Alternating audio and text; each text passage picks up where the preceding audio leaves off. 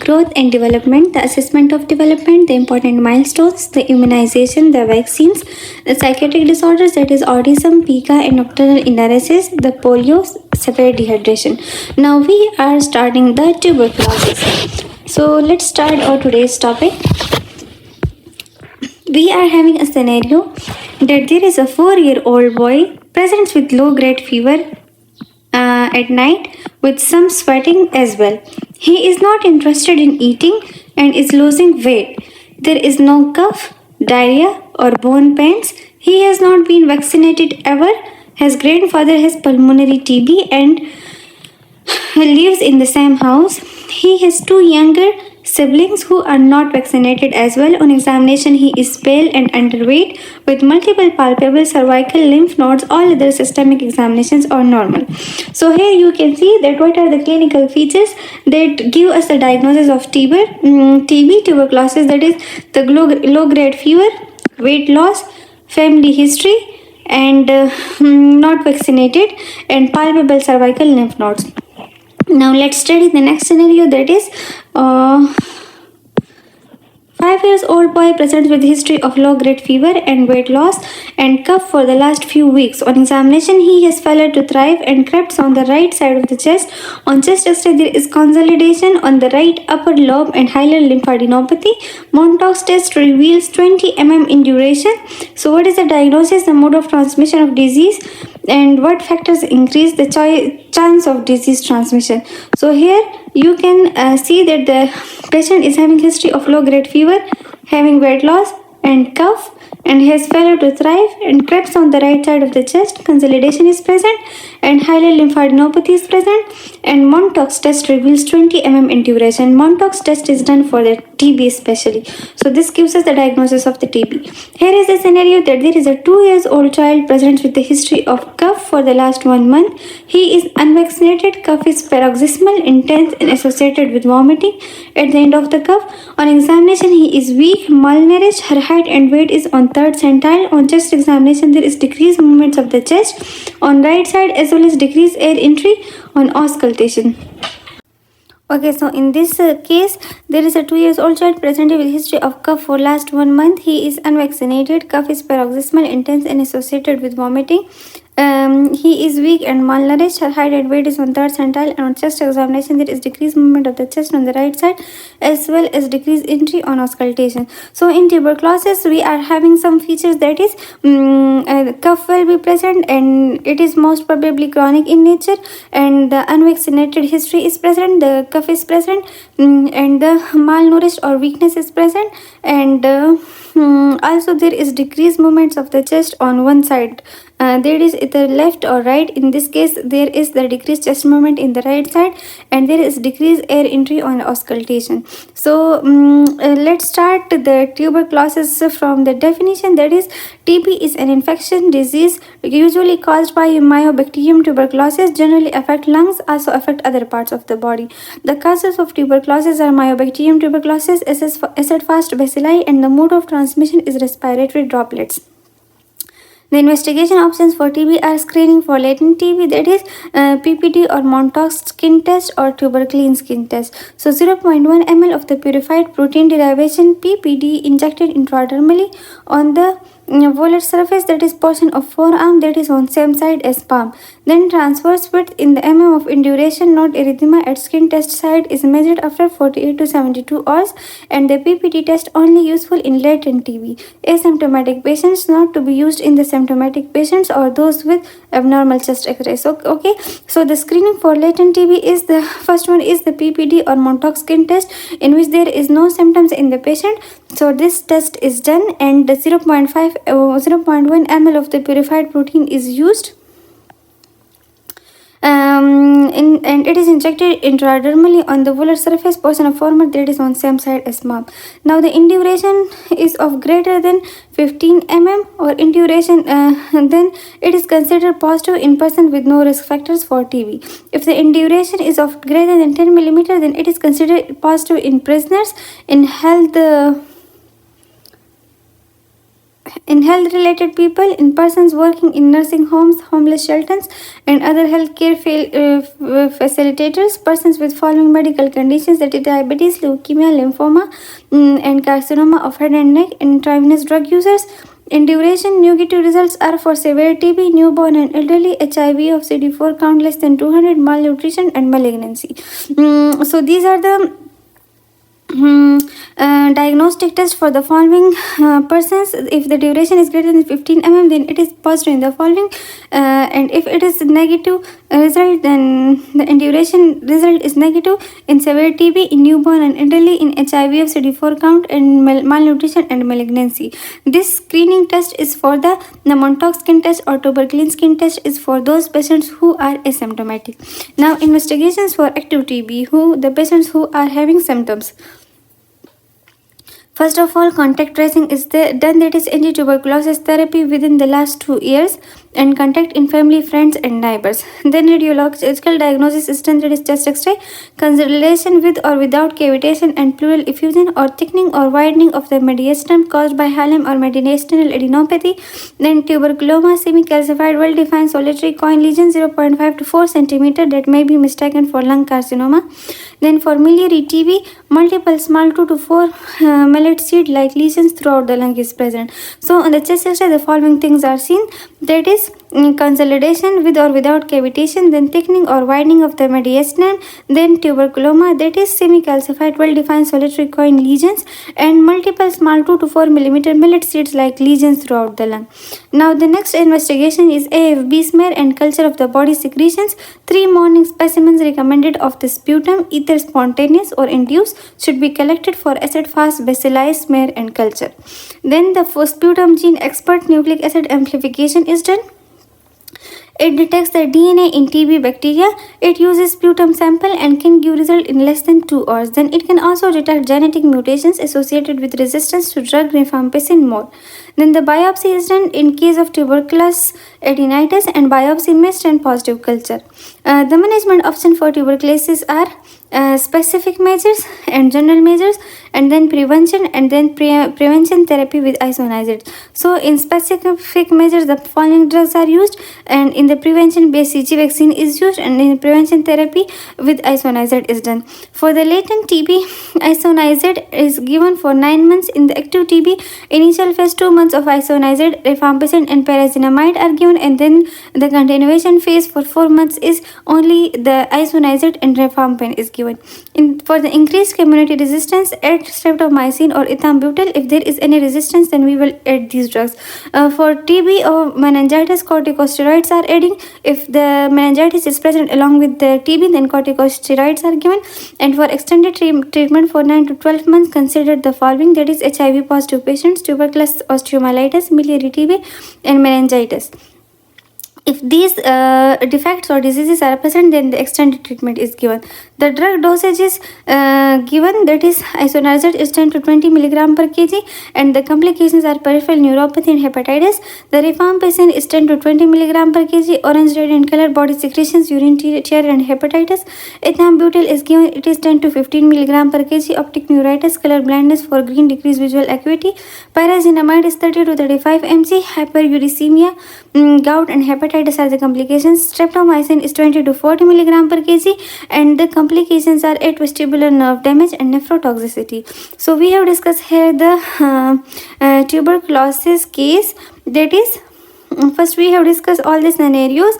In the scenarios, the main points that give us the diagnosis of TB is cough, fever, weight loss, anti-vaccinated, and weak, and malnourished, and palpable cervical lymph nodes, and also having the history of tuberculosis in the family. Then we discussed the definition of the TB, that it is infectious disease and usually caused by mycobacterium tuberculosis, and it generally affect the lungs, also affect other parts of the body. The causes is mycobacterium tuberculosis, and the mode of transmission is through respiratory droplets. The investigations that are done is first for the diagnosis or for the asymptomatic patient, which are the screening test, and these are PPD and Montauk skin test and tuberculosis skin test. Then the investigations for the active TB are done, which are the contact tracing, then the radiological diagnosis, then the FB smear and culture of the body secretions, then sputum gene expert, and then the biopsy. And these are important treatment and the drugs that are used for the treatment of the TB, and these are mentioned along with the doses and the complications. So here we have discussed the topic of TB. In the next section we are going to discuss the measles, which is also an infectious disease. Okay, so infectious diseases, we have discussed the dengue and the tuberculosis. Now we are going to discuss the measles. So we are having a scenario that there is a 11 months old patient come with coryza like signs and high grade fever, but no skin rash. Mother is afraid of measles as there are few cases of measles in neighborhood. Doctor examine infant and check his mouth from inside and tells mother that infant has measles. So, how the doctor can say that there is no skin rash? How many doses of measles vaccines are recommended and at what age? What is the incubation period and what type of rash of measles? And then the 5 complications of measles. So, another scenario is that 1-year-old child ill for the last 4 days, having high grade fever, runny nose, cough and conjunctivitis. Mother has noticed some rash over the body since morning behind ear and on face and upper chest. Mother told that child has missed his last vaccine due to her illness. So in this section we have discussed the scenario. In this first one, there is the coryza like signs, the high grade fever, there is no skin rash, but there is the history of measles in the neighborhoods. So the doctor examine the patient and check his mouth and then give the diagnosis that the patient is having measles. Another scenario is that the child is ill for the last 4 days, having high grade fever and runny nose and cough and conjunctivitis. Mother has noticed some rash over body since morning behind ear and on face and upper chest. Mother told that the child has missed his last vaccine due to her illness. Okay, so we are having some points that in the second scenario that the patient is not vaccinated. Also, there are some rashes on his body which started from the neck and face and then over the chest, and he is ill and also having conjunctivitis. So what is the diagnosis? Okay, so coming towards the measles, we are having the definition that measles is acute highly contagious viral disease and it is characterized by final stage of the maculopapular rash erupting successfully over the neck, the face, the body, the arms and the legs, accompanied by high grade fever. Okay, what happened? The measles is the viral disease and the rashes started from the neck and the face and then all over the body along with the high grade fever. The causes of the measles is RNA virus, and the complex spots are the type of spots or rashes that are present in the measles. The manifestation is 2 to 3 days before measles rash itself. They are characterized as clustered white lesions on the buccal mucosa opposite the lower first and second molars and are pathognomonic for measles. Finally, the rash plus fever is greater than 101 degree Fahrenheit. The rash is present along with the fever, and fever is greater than 101 degree Fahrenheit. And exanthum maculopapular rash starts at the head, that is the nape of the neck, and behind the ears and spreads downward and fades in same manner. This is the spread of the rashes of the measles. The clinical investigations are done to confirm the diagnosis, and that is the clinical during prodromal stage. Multinucleated gland cells can be demonstrated in smears of the nasal mucosa.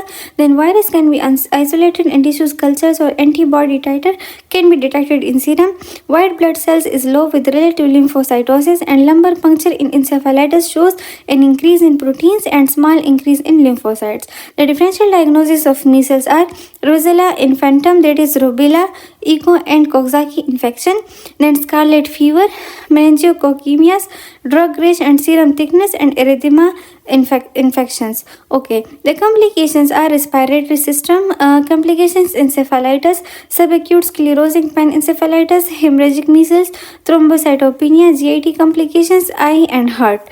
These are the complications can occur in the following organ systems. The management for measles is supportive, that is hydration, and antipyretics are given, which are brufen and paracetamol.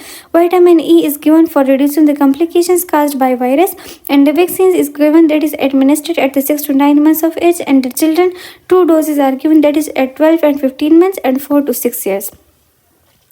After the exposure occur, then at age of 0 to 6 months, immune serum globulin if mother is not immune, and pregnant or immunocompromised patient, immune serum globulin is given, and all other patients are given vaccines within the 72 hours for susceptible individual. So we have discussed the infectious disease measles. That what are the points? The points are that the rash started from the neck and face and then towards the chest and the abdomen and the legs.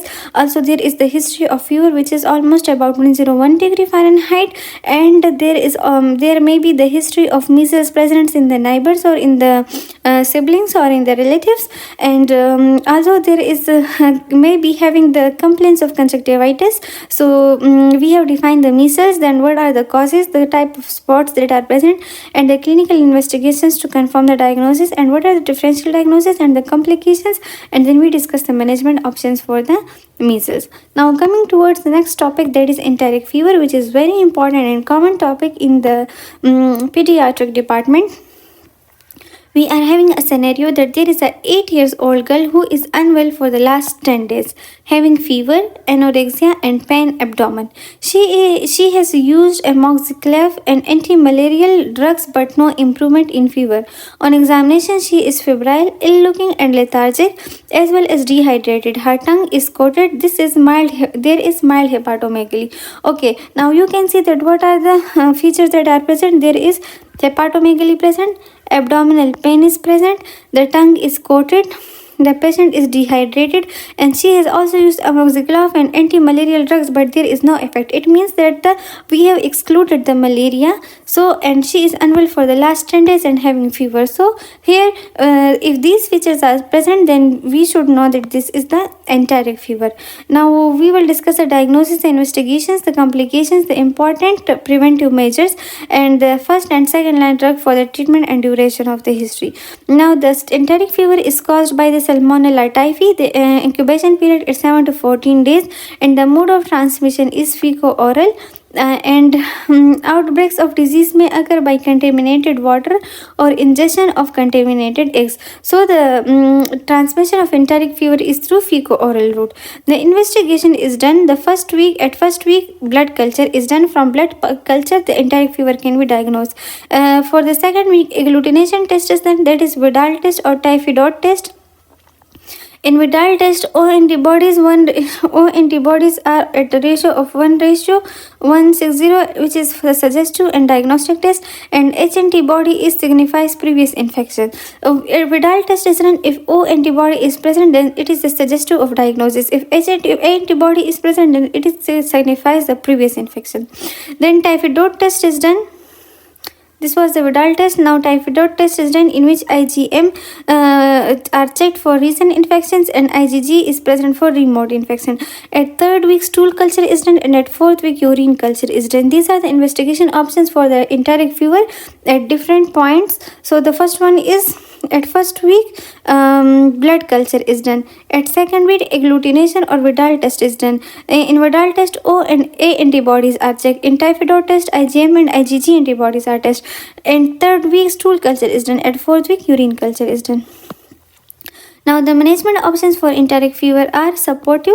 In supportive, proper hydration, nutrition of the patient is done. Then blood transfusion if needed is done, and if intestinal perforation is done present, then surgery is done. The specific measurements, the following are done. That is ceftriaxone and cefixime is given, and fluoroquinolone such as ofloxacin is given. Thus, preventions are done by hand washing, improved hygiene, and clean water. Eggs should be thoroughly cooked and never eat raw. Passive immunization is done. That is TAB vaccine 0.25 ml subcutaneously. Oral vaccines 4 capsules on alternate day in children older than 6 years. Now the first and second line drugs for treatment are chloramphenicol, ampicillin, amoxicillin, trimethoprim, fluoroquinolone, ceftriaxone, ciprofloxacin, azithromycin, and cefotaxime. The differential diagnosis of the enteric fever are gastroenteritis, bronchopneumonitis, sepsis, malaria, tuberculosis, hepatitis, amoebic liver abscess, shigellosis, miliary TB, bacterial endocarditis, infectious mononucleosis, malignancies such as leukemia or lymphoma. The complications of enteric fever are intestinal perforations, intestinal hemorrhage, toxic encephalopathy, acute cholecystitis or hepatitis, pneumonia, pyelonephritis, meningitis, osteomyelitis, septic arthritis, sepsis, and toxic myocarditis. All these can occur due to enteric fever. So we have discussed the case of enteric fever, that what is the scenario.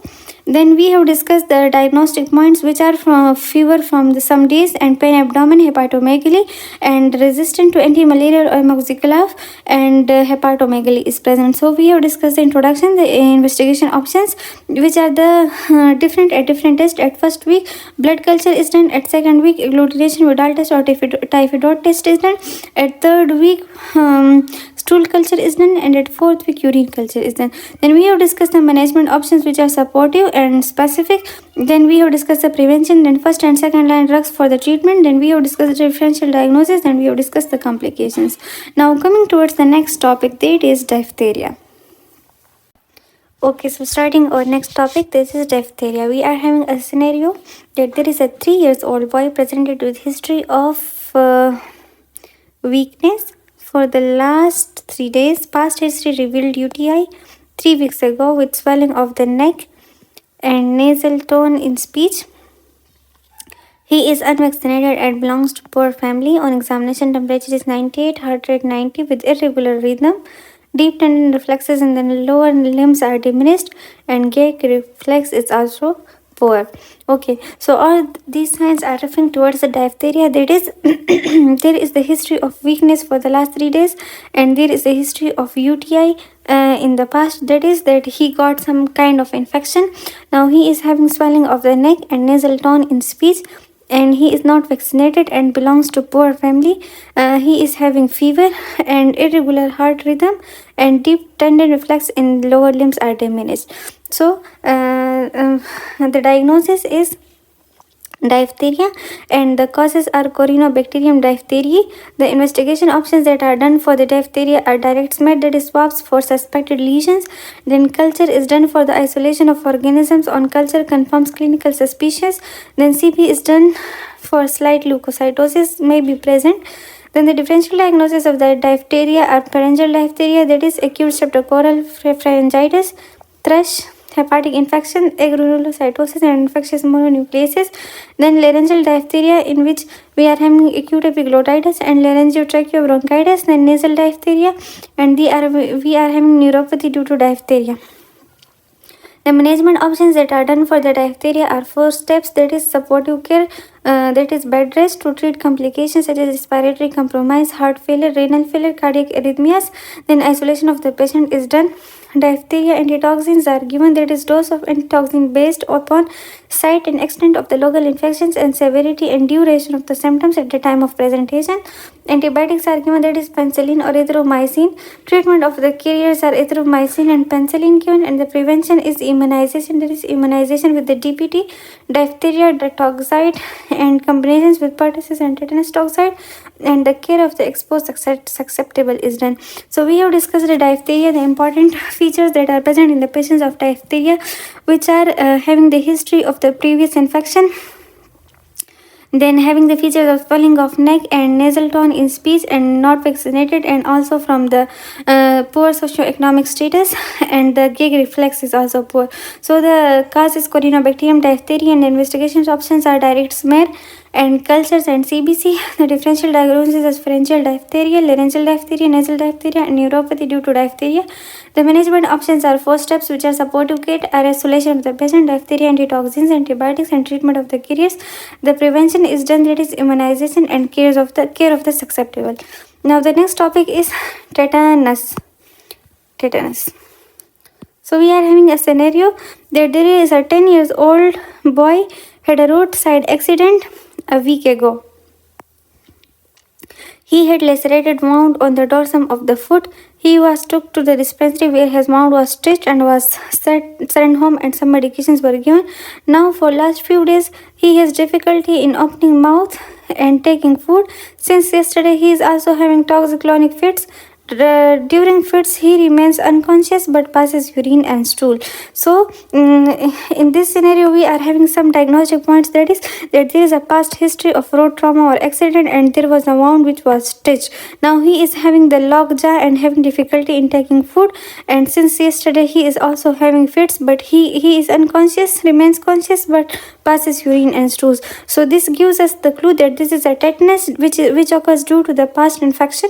Now, the introduction of tetanus is that it is acute spastic paralytic disease, and the causative agent is Clostridium tetani, that is spore forming bacteria, and the mode of transmission is that spores are present in dust. Soil can get into the body through the broken skin.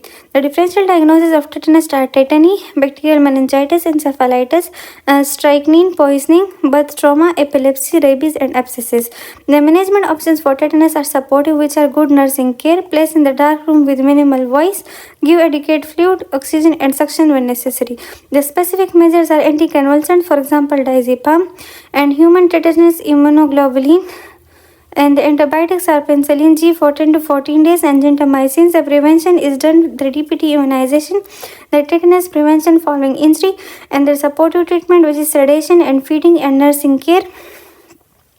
The complications of tetanus are aspiration of the secretions and pneumonia, then the laceration of tongue due to seizures, then seizures may cause intramuscular hematoma or rhabdomyolysis, leading to hemoglobinuria and renal failure, vertebral fractures during seizures, and decubitus ulceration and autonomic disturbances. Then 3000 to 6000 units intramuscular at 7 units of immunoglobulins are given. Okay, the unimmunized person treatment is different, and in fully immunized children the treatment is different. In unimmunized person, give ATS intramuscular, then give first dose of the TT vaccine at same time but different sites than ATS. Give second dose of TT after 6 weeks and third dose of TT weeks after 6 months. In fully immunized children, single dose of TTT is given if last dose was given more than 5 years back. So we have discussed the topic of tetanus, and we are having the following features: that there was a road accident and a past history trauma. So here there is a transformation of the Corynebacterium Clostridium tetani, and lockjaw is the form. The differential diagnoses are the tetany, bacterial meningitis, encephalitis, strychnine poisoning, birth trauma, epilepsy, and rabies and abscesses. The management is supportive and specific. The supportive is good nursing care, placed in the dark room with minimal, and the specific is anticonvulsant, human tetanus immunoglobulins, and antibiotics, and prevention and supportive treatment is given. These are the complications that occur, and the treatment options for the unimmunized person and fully immunized children. Now coming towards the next topic, that is malaria. Okay, so moving toward our next topic, that is malaria. We are having a scenario that there is a 4-year-old boy who is unwell for the last 3 days, having chills and fever and headache and myalgia. Paroxysm of the fever comes after every 48 hours. On examination, he is severely pale, febrile, mildly jaundiced, and having herpes labialis. There is no lymphadenopathy, but spleen tip is palpable. HP is 6.5 mg per dl, and total leukocyte count is 7,000, platelet 11,000. Okay, in this case, it is obvious from certain points that this is malaria. That is, we are having the chills and fevers and headache and myalgia, which occurs in the malaria, and also there is episodic fever that is after 48 hours. And on examination, he is pale and febrile and mildly jaundiced and having herpes labialis. So, what is the causative agent for malaria? It is Plasmodium protozoa, and the mode of transmission is through female Anopheles mosquito. The differential diagnosis of malaria are meningitis, appendicitis, gastroenteritis, hepatitis, enteric fever, tuberculosis, and septicemia. The investigations that are done for malaria are that first of all, clinical history is taken, then blood smears are done, that is Giemsa strand, thick and thin smear. Then done first for screening parasitemia and shows all blood stages of parasites. Then thin smear is done, which helps in the identification of malarial species. Okay, so blood smear is done of both thick smear and thin smear. The thick smear is done first for the screening parasitemia, and it shows all blood stages of parasites, and the thin smear helps in the identification of malarial species. Then immunochromatographic test is done and the other investigations are done, which is X-ray, CT scan, MRI, mammogram, ultrasound, PT scan and pathology test. Then the management options for malaria are supportive care, that is hydration, antipyretics and blood transfusions if necessary are given.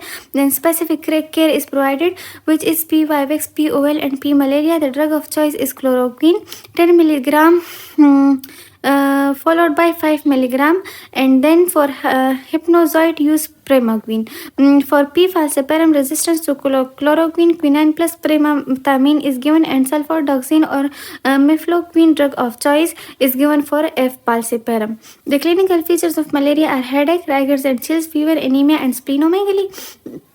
The prevention of malaria is done by environmental protection, that is wearing long clothing, insect repellents and mosquito nets, and chemoprophylaxis drugs are given, which are chemoprophylactic drugs are given once weekly starting 1 to 2 weeks before going to endemic area and continuing throughout the stay and ending 4 weeks after leaving endemic area. Chloroquine is drug of choice and given orally 4 milligram, and for chloroquine resistance P. falciparum drug of choice is mefloquine or doxycycline, which is greater than 8 years old and who do not tolerate mefloquine. The complications of malaria are P. falciparum, cerebral malaria, black water fever, and high output congestive heart failure and dehydration. Adult respiratory distress syndrome, jaundice, severe anemia, DIC, hypoglycemia, circulatory collapse, tropical splenomegaly, and nephrotic syndrome.